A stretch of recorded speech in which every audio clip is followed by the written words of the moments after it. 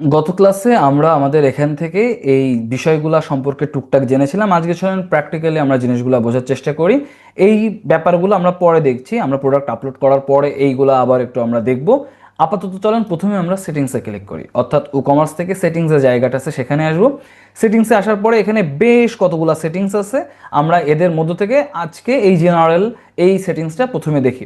তো জেনারেল সেটিংসে এসে প্রথমে আপনি যেটা করবেন যে অ্যাড্রেসটা দিবেন, আপনার যে দোকানটা আছে সেই দোকানের লোকেশনটা কোথায়, বা আপনার যে বিজনেসটা আপনি রান করছেন সেটা কোথা থেকে রান করছেন। অনেক ক্ষেত্রে হইতে পারে যে ভাই আপনি বিজনেসের জন্য একটা ফিজিক্যাল দোকান নিয়েছেন, তাহলে ফিজিক্যাল দোকান যেটা সেটা আপনি এখানে অ্যাড্রেসটা দিবেন। অনেক ক্ষেত্রে হইতে পারে আপনি কোনো ফিজিক্যাল শপ নেন নাই, আপনি আপনার বাড়িতে বসে আপনি আপনার ভার্সিটিতে যে মেসে আছেন সেই মেসে থেকে বা অন্য যে কোনো জায়গা থেকে আপনি বিজনেসটা রান করছেন, আপনি যেখান থেকেই আপনি বিজনেসটা রান করেন না কেন সেইটার অ্যাড্রেসটা এখানে দিবেন।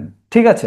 সো হয় আপনার দোকান যদি থেকে থাকে তাহলে সরাসরি দোকানের অ্যাড্রেস দিব, আর যদি আমার দোকানটা না থেকে থাকে সেক্ষেত্রে আমি আমি যে জায়গা থেকে বিজনেসটা ম্যানেজ করছি, সেটা হোক আমার বাড়ি কিংবা অন্য যে কোনো জায়গা, সেইটার অ্যাড্রেস এখানে দিব। ওকে, সো অ্যাড্রেস লাইনটা দিলেন, দেন আপনি সিটি কোন শহর থেকে আছেন, দেন কান্ট্রি আপনি এখান থেকে সিলেক্ট করবেন অবশ্যই, দেন হচ্ছে পোস্টাল বা জিপ কোড সেটা আপনি এখান থেকে দেবেন, প্রত্যেকটা জিনিস দিবেন। এইবার আসেন এর পরের অপশনগুলোতে, সেলিং লোকেশনস।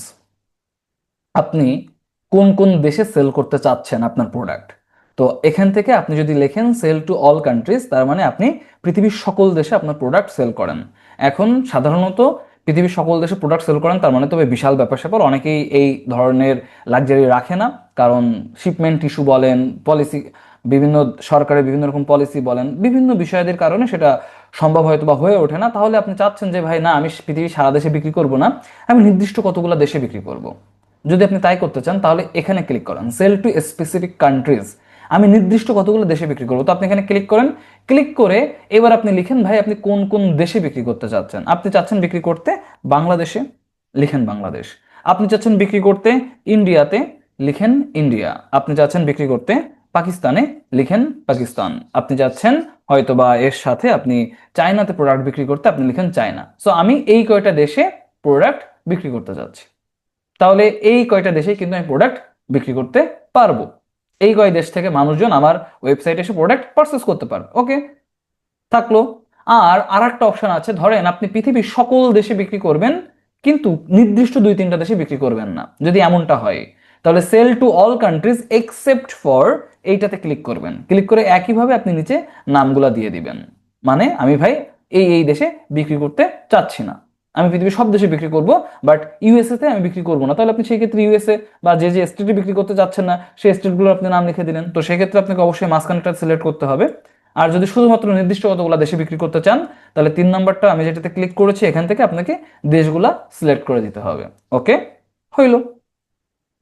এরপরে শিপিং লোকেশনস, আমি আমার যে প্রোডাক্টগুলো আছে সেগুলো তো আমার কাস্টমারকে শিপ করতে হবে। আমি কোন কোন দেশে শিপ করতে পারবো, কোন কোন দেশে আমার প্রোডাক্টগুলো পাঠাইতে পারবো, ক্লিক করেন। প্রথমত দেখেন ship to all countries you sell to, তুমি যতগুলা দেশে বিক্রি করছো, 1 2 3 4, 4টা দেশের কথা মেনশন করছো, যদি 5টা করো 10টা করো যাই করো না কেন সেই সকল দেশে তুমি সেল করতে পারো। তাইলে এইটা, এখন যদি এমন হয়ে থাকে যে আমি 4টা দেশ সিলেক্ট করেছি, 4টা দেশে আমি বিজনেস করতে চাচ্ছি, কিন্তু হয়তো আমি একটা দেশে বিজনেস করতে পারছি না, শিপ করতে পারছি না আপাতত, বা ভবিষ্যতে করো, যাই হোক আমি পারছি না, কোনো কারণে আমি পারছি না, সেই ক্ষেত্রে আপনি পাকিস্তানে এখানে হয়তো বা আছে, কিন্তু এখানে আপনি সেই ক্ষেত্রে কি করতে পারেন, specific ship to specific countries only, এখানে ক্লিক করে আপনি কান্ট্রিগুলোর নাম লিখে দেবেন নিচে, যে ঠিক আছে আমি বাংলাদেশ, চায়না আর হচ্ছে ইন্ডিয়াতে সেল করতে পারবো, পাকিস্তানে আপাতত সেল করতে পারছি না, সো পাকিস্তান বাদ যাবে। আবার আপনি হচ্ছে এখান থেকে যদি মনে করেন যে হচ্ছে ঠিক আছে আমি পৃথিবীর সব দেশেই সেল করতে পারবো, তাহলে শিফট টু অল কান্ট্রিজ করবেন। এইভাবে আপনি জিনিসগুলো দেখবেন, পড়বেন অ্যান্ড এডিট করে নেবেন। সহজ ব্যাপার, খুবই সহজ ব্যাপার। আর একটা ব্যাপার খেয়াল রাখবেন, এই সাইডে দেখেন একটা কোশ্চেন মার্ক আছে, এই কোশ্চেন মার্কের উপর মাউসটা নিয়ে গেলেও কিন্তু আপনাকে বলে দেয় যে কি আছে, সো সেটা দেখেও আপনি একটা গাইড পাইতে পারেন।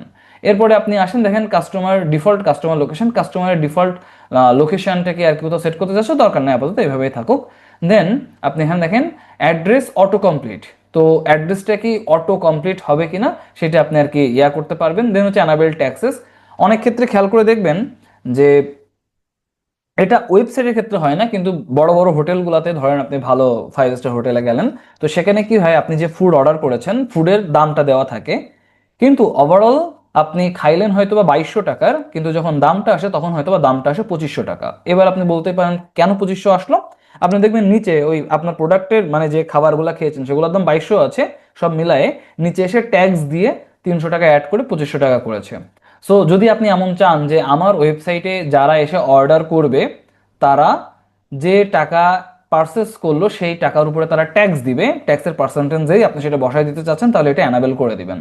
সাধারণত বাংলাদেশের মার্কেটে যদি আপনি বিজনেস করতে চান এটা খুব একটা ভালো পদ্ধতি না, কারণ অনেকে আছে আমার দেখা মতে যে ভাই সে এসেছে আপনার একটা প্রোডাক্ট কিনতে, প্রোডাক্টের দাম 1200 টাকা, সে তার ডিজিটাল ওয়ালেটে 1200 টাকা লোড করেছে, হোক বিকাশ, নগদ কিংবা অন্য যে কোনো কিছু, সেখানে সে 1200 টাকা রেখেছে। সে যখন পার্চেস করতে গেল সে দেখছে 1200 টাকার পরিবর্তে 1279 টাকা দাম হয়েছে। যখনই সে এই জিনিসটা দেখবে আপনার উপরে সে আস্থা হারিয়ে ফেলবে, সে প্রোডাক্টটা পারচেস করবে না। বাংলাদেশের মার্কেটে এটা অনেক হয়। সো সেই জায়গা থেকে আপনি অবশ্যই এই জিনিসগুলা আপনার মতো করে একটু বিষয়গুলো চিন্তা করে নিয়ে আপনার বিজনেসটা কিভাবে চলছেন, কোন মার্কেটে চলছে, সেইভাবে হিসাব করে আপনি কাজ করতে পারেন। আর আপনার ক্লায়েন্টের জন্য কাজ করলে সেটা তো অবশ্যই ক্লায়েন্টের সিদ্ধান্ত, সেখানে আপনার কোনো কিছু করার নেই, সেটা আলাদা ব্যাপার। ঠিক আছে? সো আর কি আমরা ওই ব্যাপারটা ওইভাবে আর কি ডিল করব। এরপরে কুপন, আপনি কি কুপন কোডের ব্যাপারটা অ্যানাবেল রাখবেন নাকি ডিসেবল করবেন? যদি ডিসেবল করেন তাহলে সেক্ষেত্রে আর কি কুপন কোডের ব্যবহার কেউ করতেই পারবে না। আপনার ওয়েবসাইটে যখন কোনো প্রোডাক্ট পারচেস করতে যাবে তখন একটা কুপন কোডের বক্স আসে, যদি ডিসেবল করা থাকে ওই বক্সটা আসবেই না। আর যদি অ্যানাবেল করে রাখেন তাহলে তার সামনে কুপন কোডের বক্সটা আসবে, কিন্তু সঠিক কুপন দেওয়ার পরেই অ্যামাউন্টটা কমে যাবে। মানে কুপন কোডের বক্স আসে বিধায় যে অ্যামাউন্ট কমবে ব্যাপারটা এমন না, ওই বক্সের ভিতরে কুপন কোডটা লিখতে হবে। যদি কুপন কোডটা ভ্যালিড হয় তাহলেই একমাত্র দাম কমবে, তা নাহলে কিন্তু দামটা কমবে না, এটা মাথায় রাখবো আমরা। এরপরে আমরা যদি আসি যে হচ্ছে কারেন্সি, আপনি কারেন্সি কিসে রাখতে চাচ্ছেন, তো আপনি সেখান থেকে অবশ্যই সেই কারেন্সি সেট করে দিতে পারেন আপনার মতো করে, কোনো অসুবিধা নাই। দেন কারেন্সি পজিশন আপনি রাইটে রাখবেন নাকি লেফটে রাখবেন। ঠিক আছে, এখন ঘটনা হচ্ছে যে আসলে ধরেন আপনি যদি ডলারের কথা হিসাব করেন, ডলার কিন্তু সাধারণত আপনার যে অ্যামাউন্টটা আছে সেই অ্যামাউন্টের আগে বসে। ধরেন আপনি বলতে চাচ্ছেন আমার একটা প্রোডাক্টের দাম $1000, তো আপনি কিন্তু $1000, ডলারটা পরে দেন না, আপনি লেখেন এইরকম, আগে দেন ডলার সাইন তারপর লেখেন 1000। কিন্তু আপনি যদি বলেন 1000 টাকা, তাহলে আপনি সেক্ষেত্রে আগে 1000 লেখেন, দেন আপনি তারপর শেষে টাকার সাইনটা আপনি এখানে আর কি অ্যাড করে দেন, তাই না? তো সেই জায়গা থেকে আপনার প্রয়োজনটা কোথায়, আপনার ক্লায়েন্টের নাকি আপনার, সেটা আপনি হিসাব করে দেন। দেন হচ্ছে থাউজেন্ড সেপারেটর, অর্থাৎ যদি কোনো প্রোডাক্টের দাম 1000 টাকা ছাড়াই, তাহলে সেই থাউজেন্ডটাকে সেপারেট করবেন কি দিয়ে? এই কমা দিয়ে। আপনি চাচ্ছেন এখানে ডট দিতে, দিতে পারেন। এখন আপনি মনে করতে পারেন যে ভাই কোন দেশে ডট দেয়, আমি জানি না জার্মানিতে ডট দেয় কিনা, কিন্তু জার্মানি থেকে যখনই আমি পেমেন্ট নিই কিংবা ইউরো যখনই আমি নিই, তখন দেখা যায় আসলে যখনই হচ্ছে আপনার থাউজেন্ড না, মানে হচ্ছে ওই হ্যাঁ থাউজেন্ডেই, তখনই কি করে যে কমার পরিবর্তে ফুল স্টপ দেয়। ধরেন আমি $8535 পেমেন্ট নিয়েছি, $8335 পেমেন্ট নিয়েছি, সে কি করে এই 8-এর পরে একটা ডট দেয়। এবার 8-এর পরে ডট মানে আমরা তো মনে করি $8.335, এটা আমরা মনে করি, কিন্তু ওর হিসাবটা হচ্ছে জার্মানি থেকে যখন আমরা আর কি ইউরো পেমেন্টটা পাচ্ছি, মানে ক্লায়েন্টের থেকে যখন আমরা নিচ্ছি আর কি, সো তখন আমরা এই ডট মানে আমরা বুঝতে পারি এটা আসলে ঠিক কমা, আমরা যেটা কমার ব্যবহার করি সেই কমাটা। তো এখন আপনার ভাই যে কারেন্সিটা আছে, আপনার ক্লায়েন্টের যে কারেন্সিটা আছে, সেই কারেন্সিটা কিভাবে কাজ করে সেটা তো আপনি আর আপনার ক্লায়েন্টই জানবেন, সেভাবে আপনি চেঞ্জ করে নিতে পারেন। এখন হয়তোবা আমি জুমের মাধ্যমে পেমেন্ট নিই, হয়তোবা এটা জুমের ব্যাপার, অথবা ইউরোতে হয়তোবা এইভাবেই লেখা হয়ে থাকে, সেটা সেই ক্ষেত্রে আর কি ডিল করতে পারেন। ঠিক আছে, দেন ডেসিমেল সেপারেটর, যদি আর কি ডেসিমেল হয়ে থাকে মানে ধরেন পয়সা, তো পয়সার ক্ষেত্রে আপনি পয়সাটাকে কি দিয়ে দেখাবেন, তো ডট দিয়ে দেখাবো আমরা অবশ্যই পয়সাটাকে।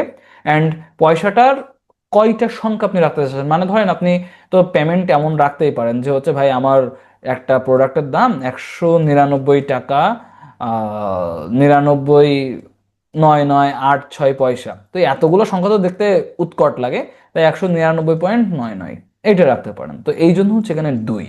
ঠিক আছে, আপনি এটা অবশ্যই আপনার যদি মনে হয় যে ঠিক আছে এটা আমার দরকার নাই, আপনি তুলে দিতে পারেন, কোনো অসুবিধা নাই। ঠিক আছে, এইভাবে পুরা চেঞ্জটা করা যখন হয়ে যাবে, তো ধরেন আমি এই কাজগুলাই করব, যখন হয়ে গেল আমি সেভ চেঞ্জেসে ক্লিক করব। আপনি চাচ্ছেন যে না ভাই ঠিক আছে আমি আসলে এত দেশে বিক্রি করতে পারবো না, তো ঠিক আছে আমি 2টা দেশ বাদ দিয়ে দিচ্ছি, ওকে ফাইন।